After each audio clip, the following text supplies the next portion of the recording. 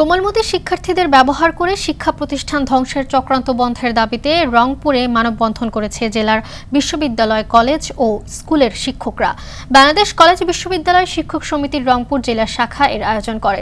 চাঁপাইনবাবগঞ্জে Green View উচ্চ বিদ্যালয়ে সদ্য সাবেক প্রধান শিক্ষক রোকসানা আহমেদকে জোরপূর্বক পদত্যাগে বাধ্য করার প্রতিবাদে মানববন্ধন করেছে অভিভাবক ও শিক্ষার্থীরা।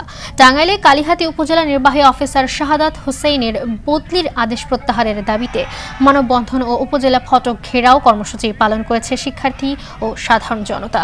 Sirajganj chamber of commerce and industry দলীয়করণ মুক্ত করতে ব্যবসায়ীদের মানববন্ধন কর্মসূচি পালিত হয়েছে। ফরিদপুর পৌরসভার বর্ধিত সীমানায় অন্তর্ভুক্ত ৩ নম্বর কৃষ্ণনগর ইউনিয়ন পরিষদ পুনরায় বহালের দাবিতে মানববন্ধন ও বিক্ষোভ মিছিল করেছে এলাকাবাসী।